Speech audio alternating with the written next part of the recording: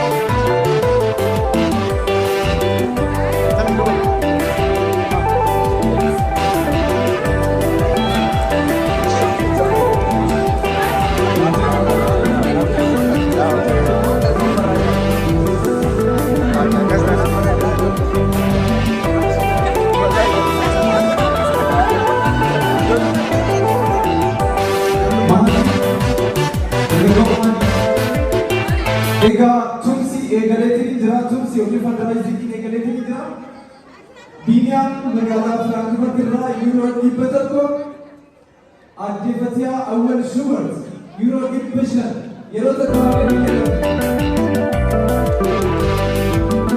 namoonni akka dhuunfaattis ta'ee waldaadhaan afooshaadhaan arjoomuu barbaadan as dhuftanii maqaan isin dandeessuu dandeettanii akka afooshaatti waldaa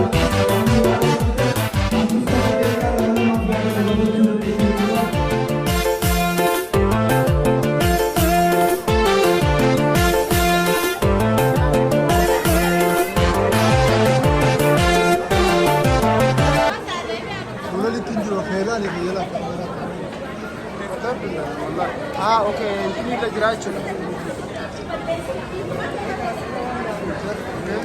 Dan.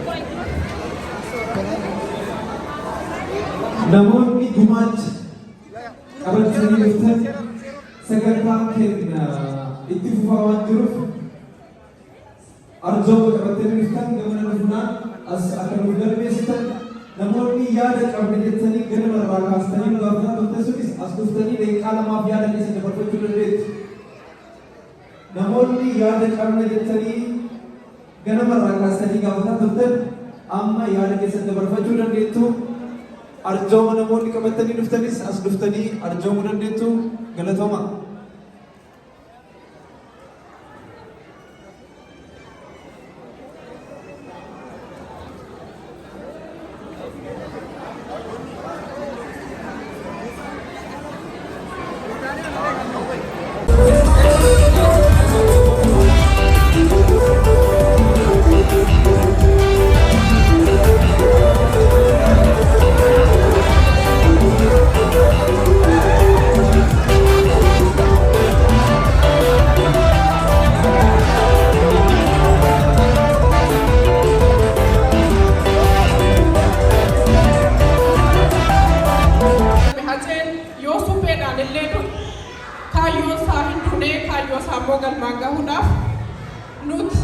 Afoshan waldaan odaa fullee tarii yoomiyyuu bukkee Hadoobii bukkee faawundeeshinii kana akka jiru carraa kanatti fayyadamuudhaan ergaa koo dabarsuun barbaada.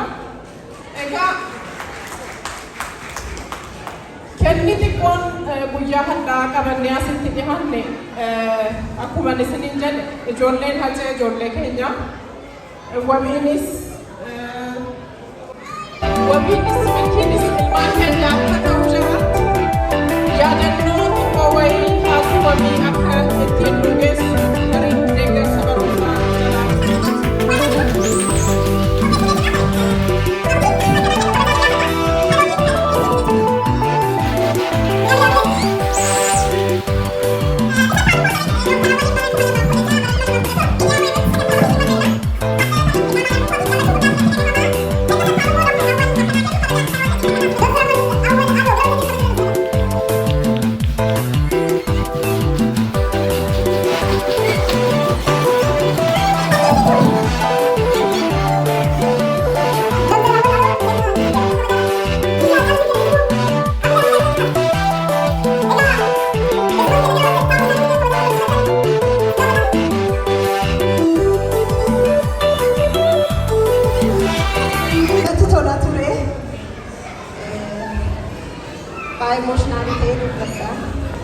dubartii goota akkasii haadha manaa hacee dhaabbachuu kootiin har'a ulfina guddaatu natti dhagahama.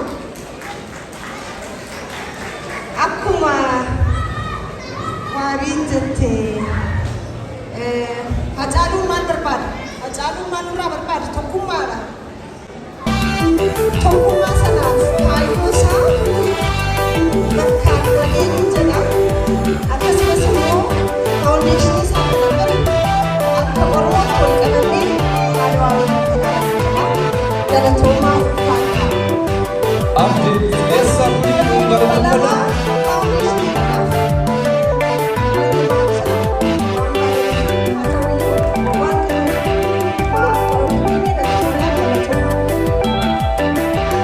ayyee abdilee sabni gara kabajaan adda simannaa.